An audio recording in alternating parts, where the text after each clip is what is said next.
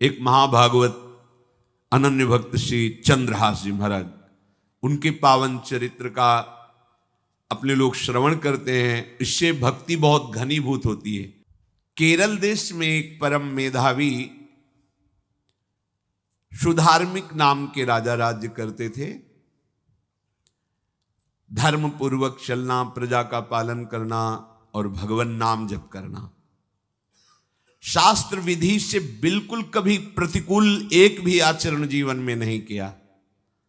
तो उनके यहां महाभागवत चंद्रहास जी का प्रादुर्भाव होता है। भगवान के भक्तों का जिस कुल में प्रादुर्भाव होता है, वो कुल, वो ग्राम, वो नगर, वो देश परम पूजनीय हो जाता है। ये महाभाग्यशाली मूल नक्षत्र में प्रकट हुए। लौकिक में अमंगल माना जाता है और भाव में देखो तो मूल कौन है? नक्षत्र भगवान। ऊर्ध्वमूल मधा शाखा मुसत्थम प्राहुरव्ययम। सबके मूल कौन है? श्री भगवान। किस नक्षत्र में पैदा हुए? मूल में, भगवत स्वरूप। और लोक में माना जाता है कि मूलन में पैदा हुआ है लड़का, अमंगल है, कुछ नष्ट ही होगा, संसार बड़ा विचित्र है। जैसे बालक रोता है ऐसे उनकी आवाज में निकला कृष्ण कृष्ण। बड़ा आनंद हुआ सुधार्मिक राजा को कि हमारे कोई महाभागवत पधारा है, क्योंकि ये भजन करके पूर्व जन्म में ऐसी भागवती की स्थिति प्राप्त की कि अबोध अवस्था में ही श्रीमुख से कृष्ण नाम निकल रहा है। आनंद उत्सव मनाया जा रहा है। राजा है, राजकुमार प्रकट हुआ, और दूसरी बात वो स्वयं भक्त हैं और भगवान का ऐसा भक्त जो जन्म लेते ही कृष्ण नाम उच्चारण किया। ये आनंद ज्यादा दिन टिका नहीं। रोज बधाइयां हो रही, आनंद उत्सव मनाए जा रहे। शत्रु पक्ष के राजाओं ने मिलकर कहा यही अवसर है, आक्रमण कर दिया जाए और केरलाधिपति का सब पूरा महल घेर करके कोई एक भी न बचने पावे।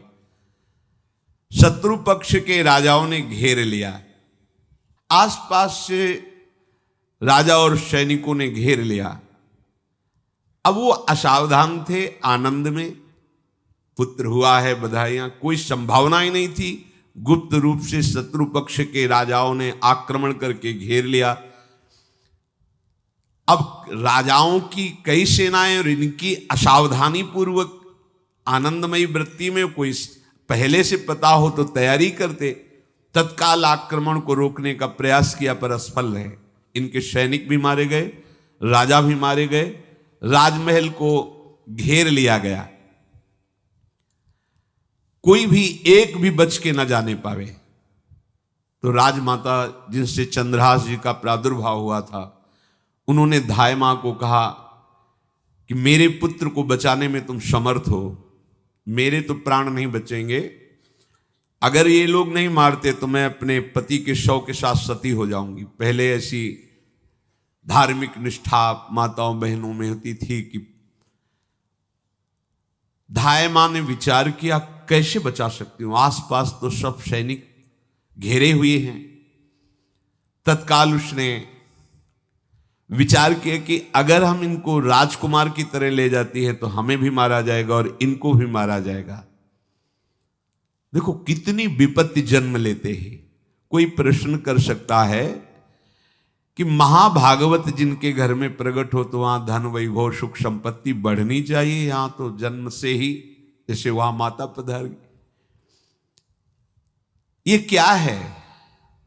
तो श्री भगवान स्वयं कह रहे हैं यस्य तुष्टो रहम पार्थ वित्तम तस्य हराम्यहम करोमि बंधु विच्छेदम सच कष्टेन जीवति।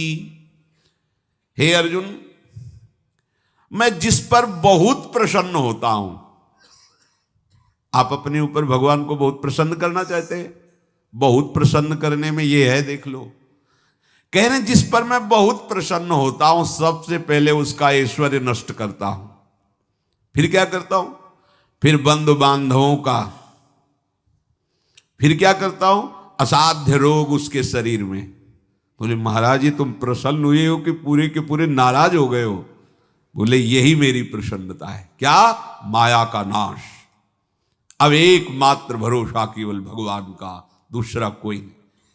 ये सबको पसंद नहीं आएगा। सब तो उस भगवान की भक्ति चाहते हैं कि अगरबत्ती धूप बत्ती तन मन धन सब तेरा स्वामी, क्या लागे मेरा।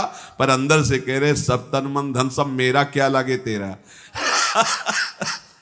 ऐसे तो चलेगी भक्ति। लेकिन कई बार सत्संग में पीछे धाम में कहा था कि भगवान को रिझाकर लोक मांगोगे तो चैन से रह लोगे, और अगर उनसे प्यार करने की बात मन में ठानी कि बस मुझे केवल आपकी आंखों में आंखों को मिला करके जीवन व्यतीत करना है, मुझे और कुछ नहीं चाहिए, तो फिर लाडले आपको दुशरिहा का कोई आश्रय रहने नहीं देंगे। ध्यान रखना, जितने दुशरिहा होंगे तो ये बर्दाश्त हो तो कदम आगे बढ़ावे। बहुत प्रसन्न हो जाओ ठाकुर हम पे तो कह रहे यस्य तुष्टो हम पार्थ वित्तम तस्य हराम में हम करोमि बंधु विच्छेदम सच कष्टेन जीवती।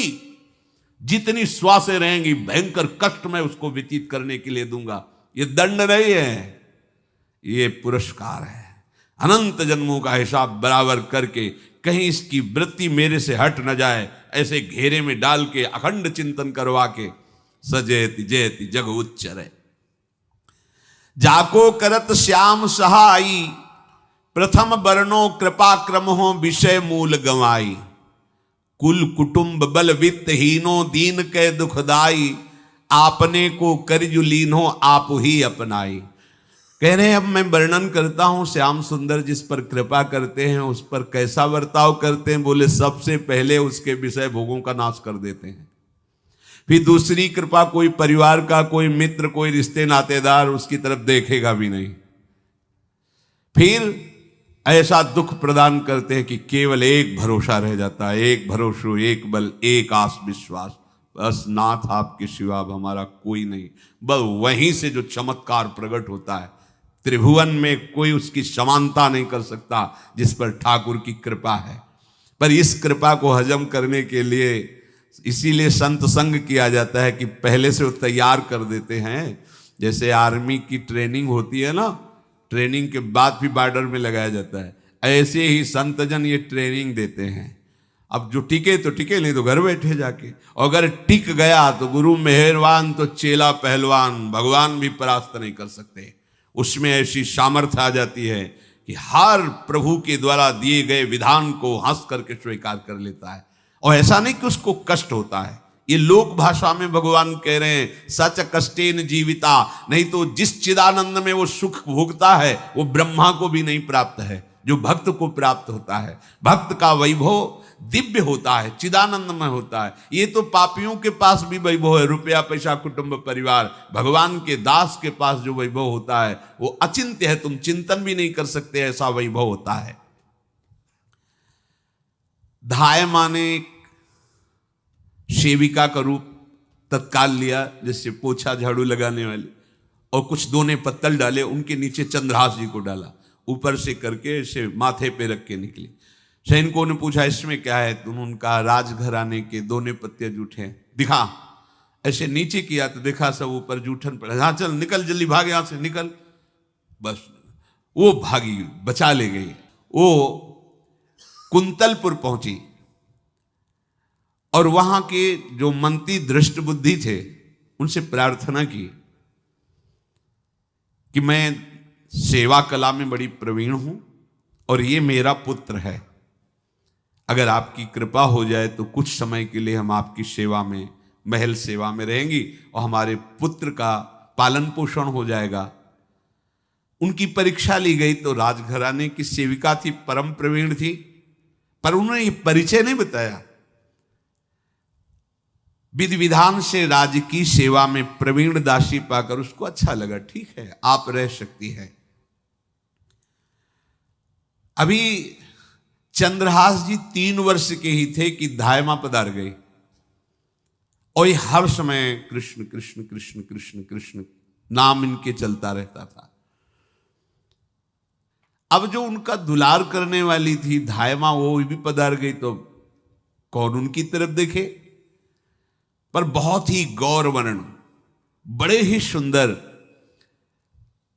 अब वो गलियों में भटकने, निकाल दिया महल से जब धाय माँ मर गई, क्योंकि धाय माँ की सेवा के कारण उनको रखा गया था। 3 वर्ष के बालक गलियों में, तो कोई भी माँ देखती उनको तो कोई उनको वस्त्र पहना देती, कोई भोजन करा देती। ऐसे ही भगवान के भक्तों की बड़ी विचित्र लीला होती है। यहां चंद्रहास जी को जो भी माता बहन देखती कुंतलपुर के गलियों में, तो कोई वस्त्र, कोई स्नान करवा देती, कोई काजल लगाती, कोई भोजन पवा देती। परमहंसों जैसा जीवन कट रहा है। कृष्ण कृष्ण कृष्ण कृष्ण। 14 भुवनों में जिनकी अव्याहत गति है, जो सबको देखते रहते हैं, श्री देवर्षि नारद जी। ये कृष्ण कृष्ण बोलता है बालक, और इसका हरि के सिवा कोई नहीं। तो एक दिन एकांत में बैठे हुए थे बालक चंद्रहास जी, नारद जी पधारे हैं, भाई जी से मिले हैं। स्वप्न में कितने महापुरुष मिलते हैं जो भजन ठीक से करते हैं, ये बड़े बड़े महापुरुष आकर के उपदेश करते हैं। ये त्रिकाल सत्य हैं, कोई ऐसा नहीं है कि ये कहानी हैं, अभी हैं। जहां आप भगवत चिंतन करेंगे तो आपको परिचय बड़े बड़े महापुरुषों का मिलने लगेगा। नारद जी आए तो देखा आंख बंद की हुई चंद्रहास जी कृष्ण कृष्ण कृष्ण कृष्ण कृष्ण ऐसा उच्चारण कर रहे। त्रिकालज्ञ सर्वज्ञ नारद जी ने देखा कि ओहो, इतना छोटा बालक और कृष्ण कृष्ण बोल रहा है। नारद जी ने स्पर्श किया दुलार करते हुए, सुनो आंख खोलो। आंख खोल के देखा श्री देवर्षि नारद जी। नारद जी ने कहा, देखो हम तुमको एक अमोघ वस्तु देते हैं, और एक छोटी सी शालिग्राम की, इतनी बड़ी शिवग्रह शालिग्राम का जो वो दिया।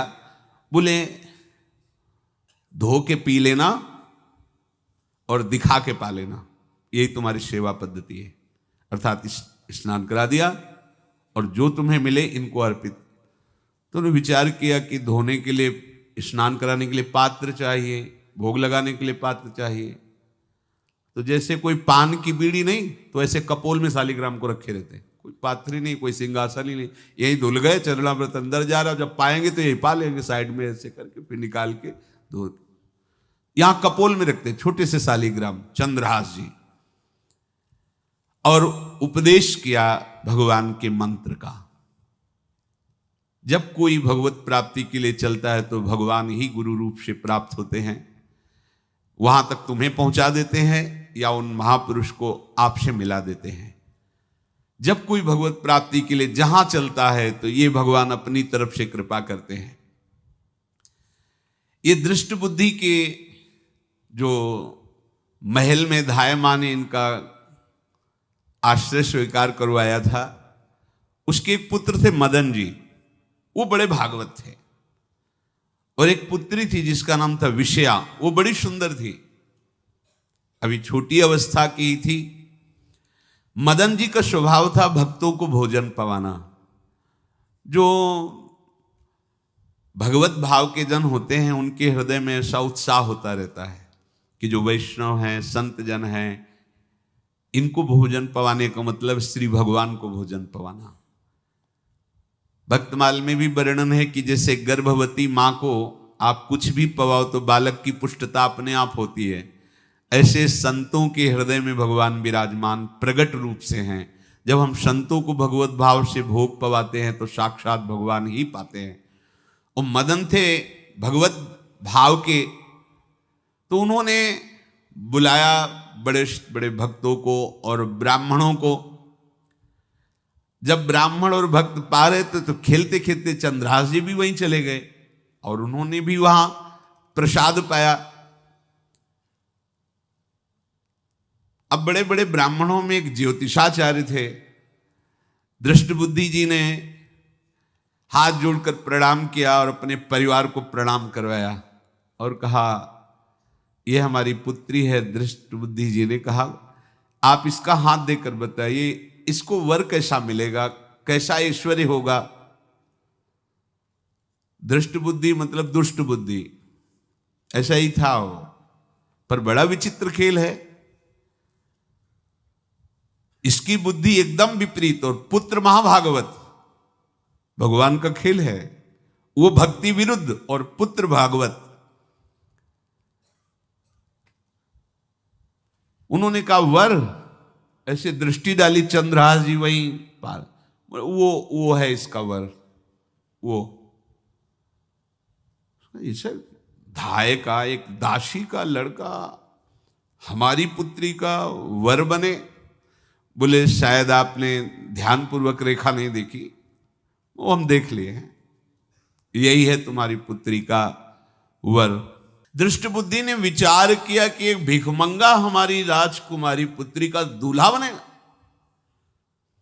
पंडित जी को तो दक्षिणा दी, विदा किया और सैनिकों से कहा घर से निकलने न पावे बालक, क्योंकि ज्योतिष पक्की, ज्योतिष शास्त्र सत्य है, पर उसका सम्यक ज्ञान होना चाहिए।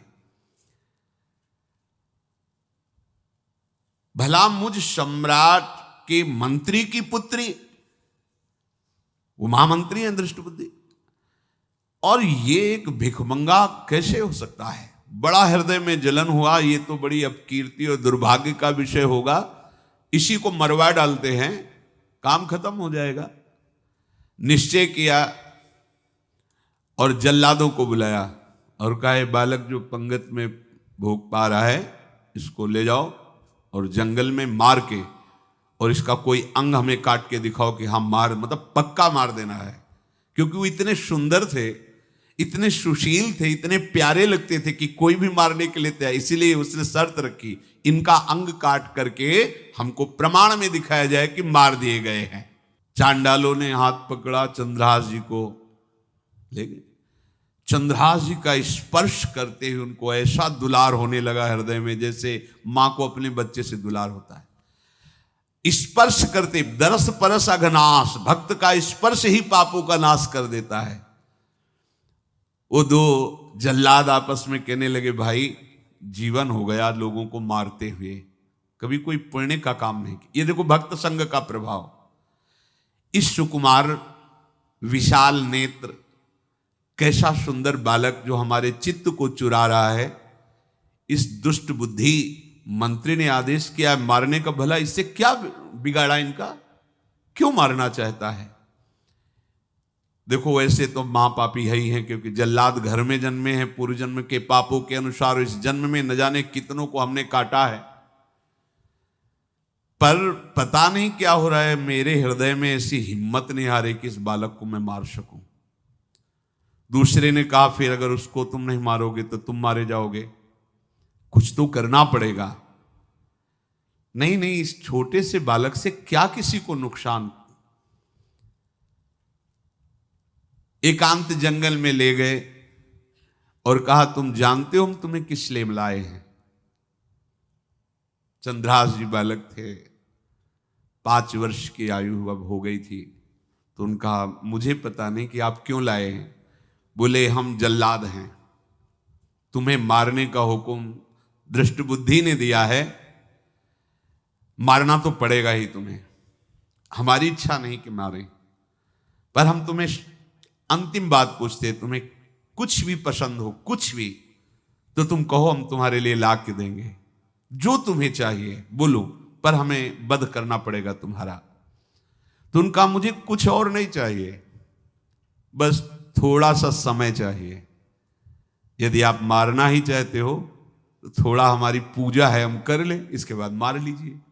आपको तो बल है, अस्त्र हैं, मैं तो बालक हूं।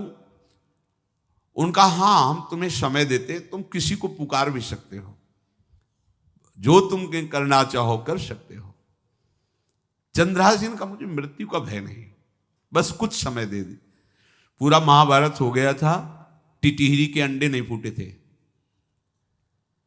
वहीं एक टिटिहरी का, तो टिटिहरी एक पक्षी होती है ना, टे टे करके उड़ती है, तो उसके अंडों के ऊपर एक हाथी का घंटा हुआ, गिर गया ऐसे। सब पूरा महाभारत में सब नष्ट भ्रष्ट, वो अंडे वैसे सुरक्षित। तो जो प्रभु भारत युद्ध में राखे भरही अंड, सोई मुंह को राखे जो राखत ब्रह्मांड।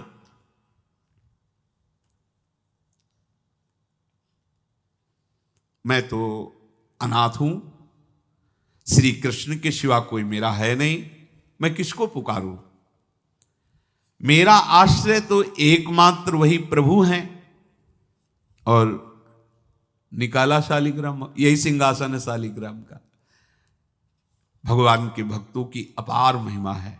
क्या सेवा, वहां कोई पंचपात्र गंगा जल ये सब थोड़ी है, लेकर बस आंसुओं से अभिषिक्त कर रहे हैं। प्रभु मुझे तो कोई ज्ञान नहीं कि आपकी सेवा कैसे की जाती, मैं तो अपने मुख में ही आपको रखता हूं।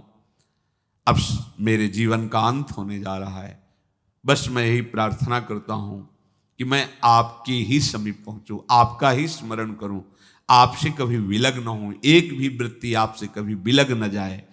श्याम सुंदर मुरली मनोहर ललित त्रिभंगी ध्यान करते हुए आंख खोली और इशारा किया, काट दो मुझे।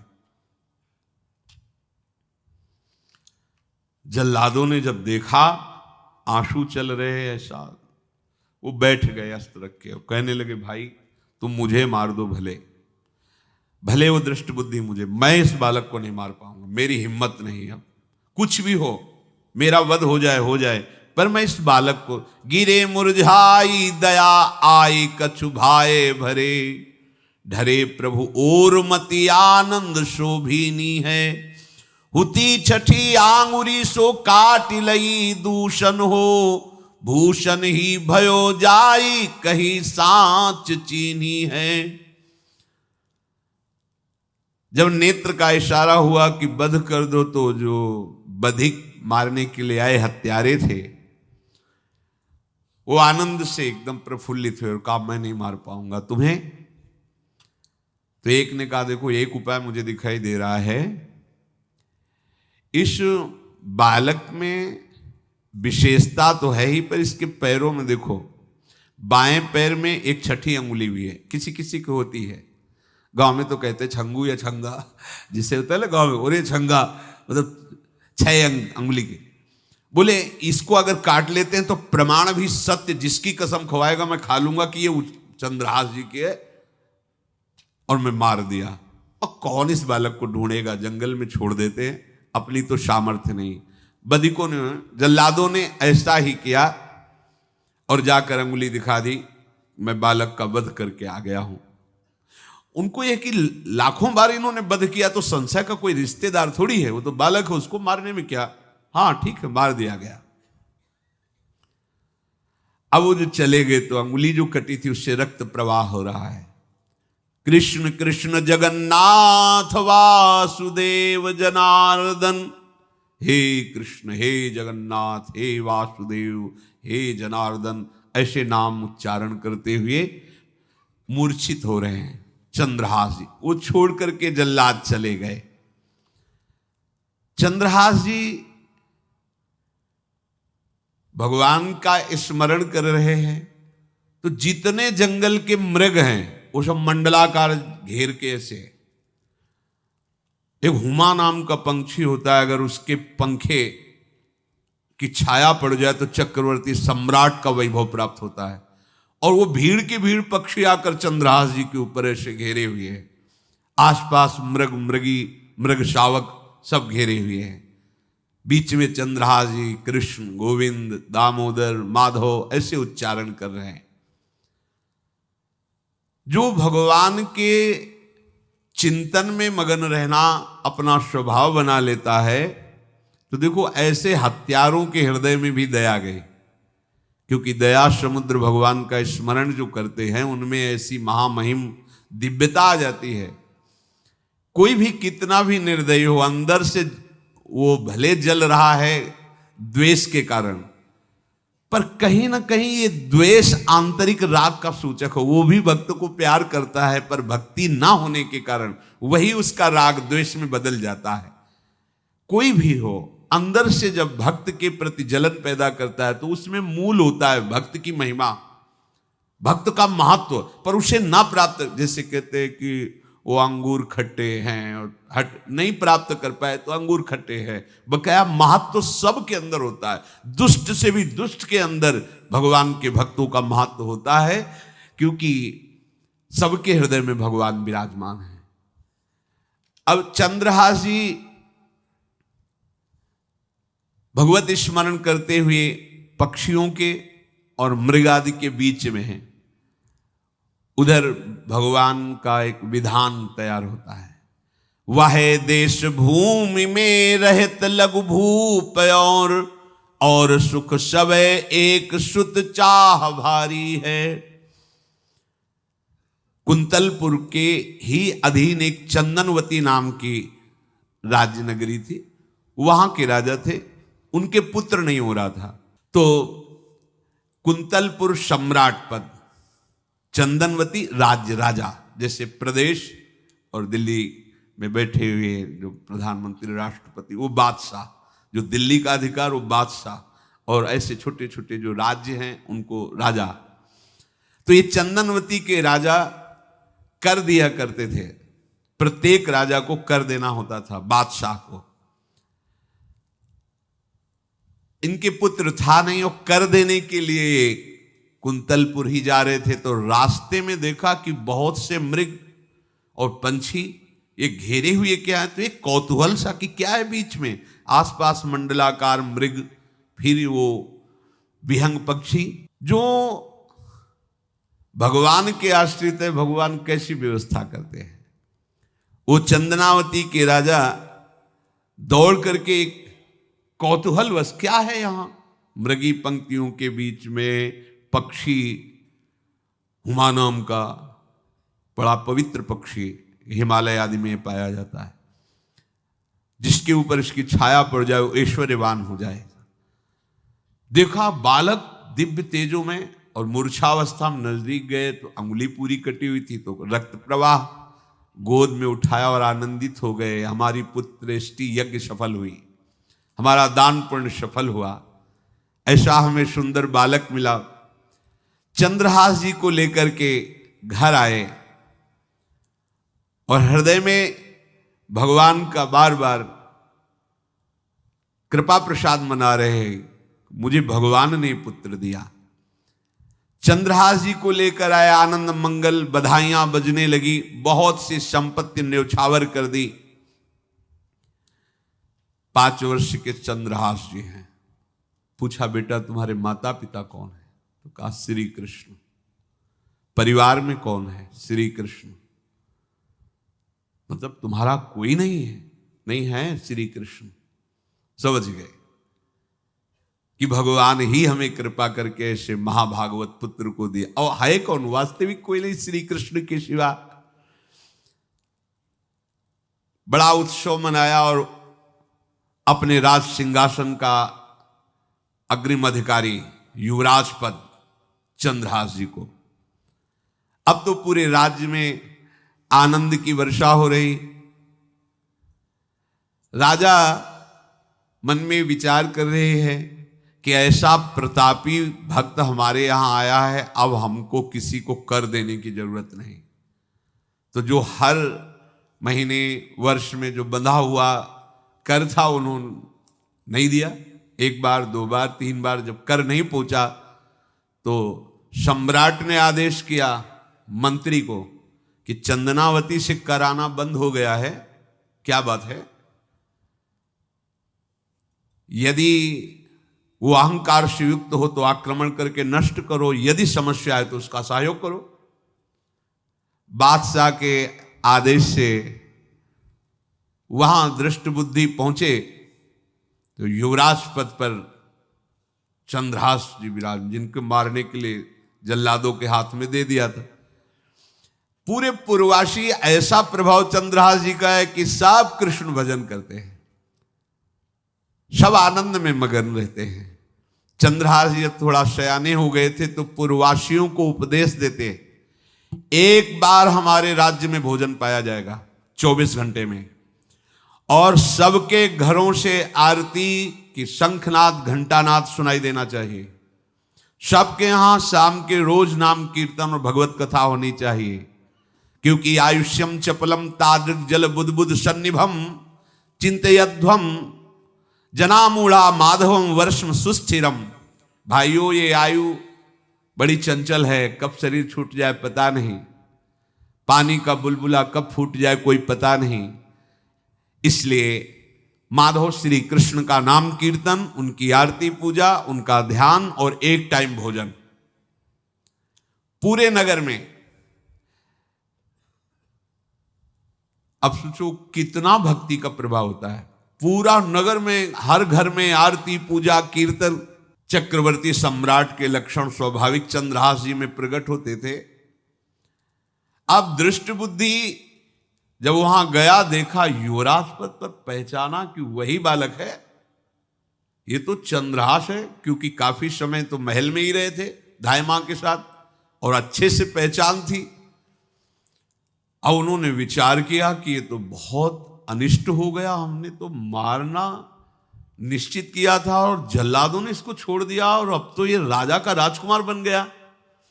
तो राजा से कहा कि पहली बात, युवराज पद पर बैठालने के पहले तुम्हें सम्राट को सूचना देनी चाहिए थी।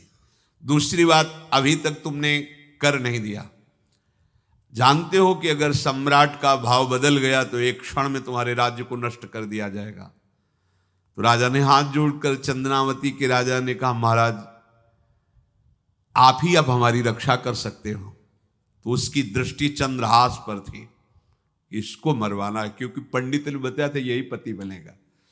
अरे तो अब तो आनंदित होना चाहिए कि अब तो राजा बनेगा, अब तो बढ़िया है। लेकिन चंद्रहास जी को यदि आप सम्राट के पास भेज देते हैं और सम्राट निश्चित प्रसन्न हो जाएंगे चंद्रहास को देख के, तो वो तुम्हारे इस अपराध को क्षमा कर देंगे।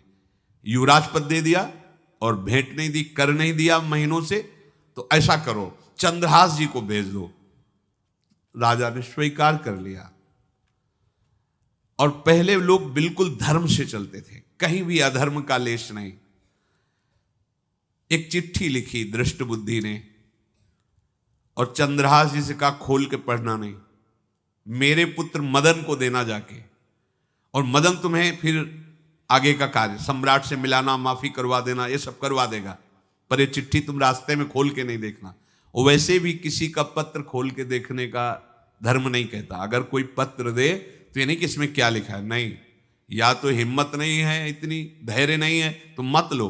अगर धैर्य है तो हाथ में लेकर जहां तक पहुंचाना है वहां तक पहुंचा दो, नहीं तो वो कार्य ही मत लो। ये अधर्म है कि आप बीच में उसको खोलकर पढ़े। पहले लोग बहुत धर्मात्मा होते थे, एक एक बात धर्मयुक्त होती थी। चंद्रहास जी को चिट्ठी दी, चंद्रहास जी ने पत्र को अपनी पाग में खोस लिया और कुंतलपुर के लिए चले। अब इनका किशोर अवस्था में प्रवेश हो चुका था। एक सुंदर कुंतलपुर के बाहरी रमणीय बगीचा था, वृक्ष बहुत सुंदर सुंदर, पुष्पवाटिका भी, बड़ा मनोरम लगा। घोड़ा बांध दिया वृक्ष में और पहले सरोवर का बड़ा निर्मल जल होता, जल पिया, हाथ मुंह धोया, थोड़ी देर भगवान का ध्यान करते रहे वृक्ष के नीचे और फिर लेट गए तो नींद आ गई। भगवान बड़े कृपालु हैं। जो भगवद आश्रित होता है त्रिभुवन में कोई उसका अमंगल नहीं कर सकता। अपनी सहेलियों के साथ दृष्ट बुद्धि की वही राजकुमारी जिसके साथ इनका ज्योतिषाचार्य ने कहा था यही पति होगा, वो अपनी बहुत सी समान वयस्क अवस्था की जो किशोरियां थी उनके साथ वो, और ये राजवाटिका थी, इसमें घूमने के लिए आई। तो घोड़ा देखा तो उसने कहा यहां किसी का घोड़ा कैसे आ सकता है, हमें लगता है कोई यात्री इसमें प्रवेश कर गया, उसको पता नहीं होगा कि राजवाटिका है। वो अपने सहेलियों के साथ घूमते हुए उसी वृक्ष के नीचे पहुंची। जा चंद्रहास नौ किशोर अवस्था, और जो भगवान का भजन करते हैं उनमें एक विशेष आकर्षण होता है जो साधारण आदमियों में नहीं होता।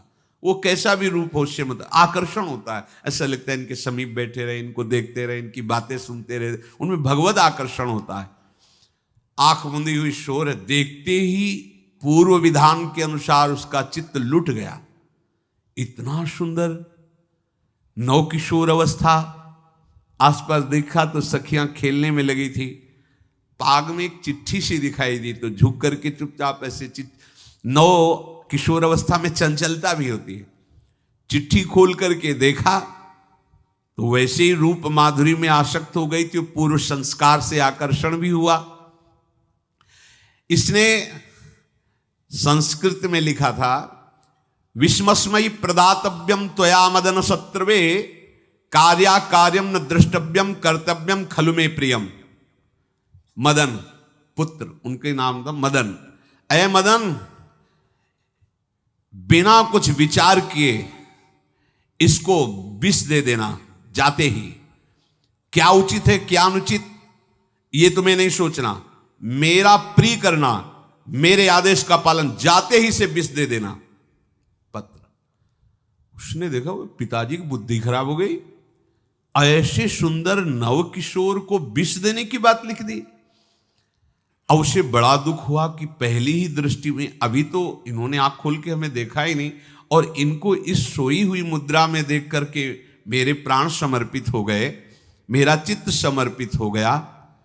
चलो, जब मेरी सखियों के नाम पुकारे जाते, हेमलता शशिकला आदि, तो मुझे चुभता था कि मेरा नाम पिताजी ने विषया क्यों रखा है। आज सार्थक हो गया, मेरा नाम सार्थक हो गया। काजल लगाई हुई थी, एक सीख से ऐसे काजल लिया, और एक संस्कृत में आ बनता है ऐसा, ऐसे, बस ऐसे कर दो तो विषया हो गया। अब उसका अर्थ बदल गया। हे मदन, उचित अनुचित का विचार छोड़कर जाते ही इसे विषया प्रदान कर दो, ये मेरा प्रिय कार्य होगा। विषया पुत्री भगवान है, जैसी हो भवतव्यता तैसी बने सहाय, आप ना आवे आप परताई तहां ले जाए। तो ओ पत्र वही खोस दिया, और ये सुख हुआ कि तो जाएंगे भाई के पास ही ना, तो घर में ही तो जाएंगे, वहां इनकी इस प्रसन्न मुद्रा में बातचीत करते हुए मैं इनको देखूंगी। ये भगवान का विधान होता है। चंद्रहास जी उठे और पूछते हुए मंत्री के घर पहुंचे, और मदन ने जो ही कि चंदनावती से पिताजी ने इनको भेजा है, ये वहां के राजकुमार हैं, हृदय से लगाया। चंद्रहास जी ने कहा आपके पिता ने पत्र दिया है। उन्होंने पत्र पढ़ा, विषमस्मयी तो विषयास्मयी, विषय तुरंत बिना विचार किए ब्याह कर दो, दे दो, क्योंकि लिखा है प्रदातव्यम त्वया मदन, अभी इसी क्षण जहां ये पत्र मिले, उनका जो आ गया, सुबह शीघ्र शुभम शीघ्र, बुलाओ पंडित को। पंडित ने कहा भगवान की कृपा से अगला मुहूर्त है, बिल्कुल ये ब्याह का पक्का मुहूर्त है। अब तो राजघराने तत्काल व्यवस्था हुई। अब वो तो पहले ही मोहित हो चुकी थी देख के विषया जी। तत्काल दुल्हन रूप उनको सजाया गया, इनको दूल्हा रूप सजाया गया, पंडित शुरू कर दिए, गणानंद तो गणपति को ब्याह हो गया। अब जब ब्याह यहां खूब धूमधाम से हो गया, तो दृष्ट बुद्धि ने सोचा कि काम हो गया होगा, विष दे दिया हो गया, मर अब हम जाके संभाल लेंगे, क्योंकि राजकुमार है, कैसे विष दिया कौन दिया, तो इस बात को हम संभाल लेंगे। जब वहां घर है तो पूरे नगर में सजावट हुई थी। बोले भैया सजावट का है कि? बोले महाराज आपके ही आदेश से तो है, आपने दूल्हा भेजा था। वो लड़का दूल्हा भेजा, ब्याह किसने कब कहा ऐसा? बोले वो तो मदन के पास चिट्ठी रखी है। अब वो घर गए, मदन को बोला, बोले तुम्हारी बुद्धि मारी गई, क्या हमने पत्र में लिखा था? दिखा दिया, लिखा था हमने विष, इसमें विषया कैसे लिख गया? काजल से ऐसे, और पहले स्याही काजल की ही होती थी, तो ऐसे भगवान सब कुछ बना देते हैं। उनका पिताश्री एक भी अक्षर आपकी आज्ञा का उल्लंघन, आपने लिखा था बिना विचार किए उचित अनुचित का हमारी आज्ञा का पालन किया जाए। विषया प्रदातव्यम मदन, मेरा नाम लेके आपने संबोधन करके ये देखो ये लिखा हुआ है, इसमें हमारी त्रुटि क्या है? देखा तो चंद्रहास जी दूल्हा और सुंदर, अब उसका हृदय आग ले। अब तो मान जाना चाहिए, बिटिया का वरण हो गया भाई, ब्याह हो गया, अब तो गुस्सा छोड़ देनी चाहिए। पर दुष्ट बुद्धि, नाम ही रखा था दृष्ट बुद्धि, उसने कहा चाहे बिटिया विधवा रहे पर तुम्हें जिंदा नहीं रहने देंगे। ये दुष्ट बुद्धि होती है। देखो कैसे कैसे ऐसे ही होते हैं, कुछ लोग ऐसे ही होते हैं, हमारी इज्जत, फिर जेल काटता है पूरा परिवार, मार डालेंगे तुम्हें जिंदा नहीं रखेंगे, ऐसे दुष्ट बुद्धि का स्वभाव होता है। अब भाव जब बिगड़ जाता है तो फिर पकड़ में नहीं आती बात, यही समझ जाना चाहिए था। चरणों में प्रणाम करके कि अब तो तुम हमारे बेटे के समान हो, ये भी राज्य तुम्हारा, वो भी आनंद लो। अब बड़ा सुख का कार्य है। लेकिन जब नकारात्मक सोच आ जाती है तो बुद्धि कंट्रोल में नहीं रहती, वो फिर उद्दंडता करने, उसका निश्चय गलत होता है। नजदीक गया और कहा कि बहुत कृपा हुई, आप हमारे दामाद बने, पर हमारे यहाँ की एक रीति है, हमारे नगर के बाहर जो देवी हैं उसमें लड़की का वर अकेले पूजा करने जाता है। आपको हमारी कुल की रीति का निर्वाह करना होगा, आपको जाना ही होगा। कोई समस्या नहीं, हमारे लिए तो हर देवी देवता भगवत स्वरूप है, आपके लिए हम पूजने चले जाएंगे, पूजन की थाल तैयार करो। और उधर कई बलवान सैनिकों को भेजा, देवी पूजने जो आ रहा है तत्काल उसे काट देना, किसी भी तरह बचना नहीं चाहिए, नहीं तुम सब मारे जाओगे। जो आदेश देवी मंदिर में सैनिकों को लगा दिया, जो आवे तत्काल मार देना, क्योंकि अब भेज ही रहे ना, तो नाम नहीं लिया, कहा जो आवे तत्काल मार देना, मेरा आदेश अगर बचा तो मैं तुम्हें मार दूंगा। उन राज सैनिकों ने जो बधिक स्वभाव के थे पहले से वहां लग गए। बड़ा विचित्र भगवान का खेल है।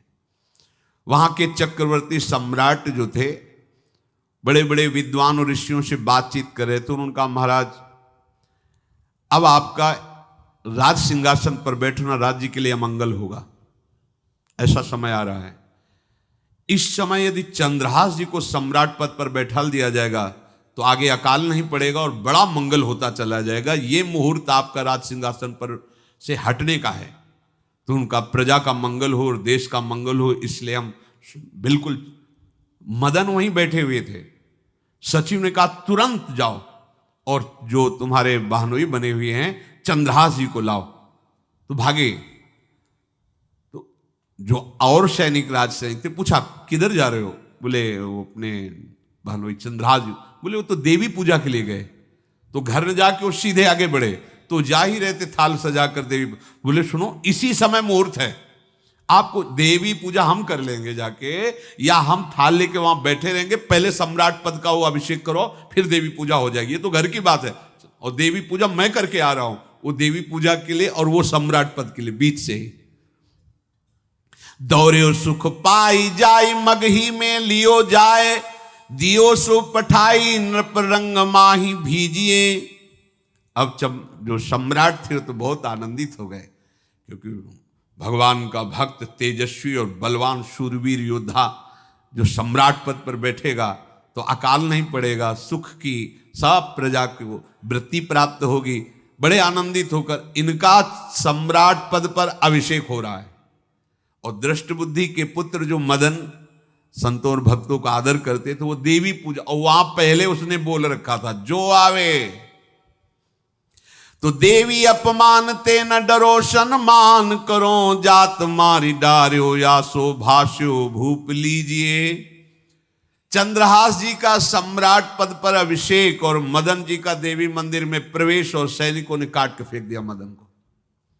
ये जो पे कृपा रघुपति कृपाल की, बैर और की कहा सरे होई न बाको। बार भगत को जो कोई कोटि उपाय करे, गोस्वामी तुलसीदास लिख रहे, भगवान का कृपा पात्र जो भक्त है, किसकी ताकत है कि उससे बैर कर सके। चाहे कोई त्रिभुवन में हो, भक्त का बाल बांका नहीं कर सकता, चाहे करोड़ों करोड़ों उपाय कर ले। और तके नीच जो मीच साधु की, सो पामर ते मीच मरे। वेद विदित प्रहलाद कथा सुनि, को न भगति पथ पाम धरे। अगर तुम जिस भाव से साधु को नीचा दिखाना चाहोगे वही भाव तुम्हारा सर्वनाश कर देगा। वैसे ही देखो सर्वनाश हुआ ना, एक ही पुत्र और इसके आदेश से वह उल्टा खेल हो गया, पुत्र की ही हत्या हो गई और चंद्रहास जी को सम्राट पद पर अभिषेक किया जा रहा है। अब दृष्ट बुद्धि ने बड़ी प्रसन्नता अंदर है कि वो तो मार दिया गया होगा। सैनिक आए और बोले महाराज आपके पुत्र का वध हो गया है। पुत्र का वध कैसे? बोले आपने कहा था जो आए उसे मार देना, तो आपका पुत्र ही थाल लेकर पूजन, वो तो चंद्रहास, बोले उनका तो अभिषेक हो गया सम्राट पद पे। ये कैसे हो गया? अब अंदर भारी दुख उनके हृदय में, उन्होंने बताया कि तुम्हारे पुत्र को तो हम लोगों ने ही काट डाला आपके आदेश के अनुसार, आपने कहा था जो जाए उसे काट। अब तो छाती पीट पीट के, माथा फोड़ फोड़ के खूब रो रहा है। किसी का कोई भी बस नहीं चल सकता भगवान के भक्त के ऊपर। तंत्र मंत्र दुनिया का जितना भी सामर्थ्य है, ये भक्ति को ऐसे खिलवाड़ नहीं है। अब वो बार बार मैं कितना भागी, हाय मैं कितना भागी, अपने पुत्र को ही मरवा दिया, ये हाहाकार करके रो रहा है। चंद्रहास जी ने जब सुना तो उन्होंने कहा अरे मृत्यु तो मेरी निश्चित थी, फिर मदन भैया को वो मेरी मृत्यु प्राप्त हुई। नहीं नहीं, ऐसा नहीं हो सकता, मैं अभी जाता हूं। वहां गए, देखिए सब कटे, अंगों को रखा, भगवान का ध्यान करते हुए स्मरण करते हुए से हाथ फेरा, उठ के बैठ गए। अब ये घटना तो उनको पता नहीं थी, दृष्ट बुद्धि को उन्होंने खोपड़ी फोड़ करके अपनी हत्या कर ली। उनको जिला के आए तो फिर उनको जिलाया और कहा पिताजी अब कृष्ण कृष्ण जपो। अब उनकी बुद्धि शुद्ध हुई और भगवान का आश्रय लेकर के वो अपने जीवन को भगवत भक्ति में बनाए। तो जो भगवान का भक्त है उससे द्रोह करने वाले को भी परम मंगल ही देते हैं भक्त, पर भक्ति में अनन्यता की आवश्यकता है। प्रारंभ इहलोक परलोक के सारे सुखों को भगवान के चरणों में समर्पित करके किसी व्यक्ति वस्तु स्थान का आश्रय नहीं होना चाहिए।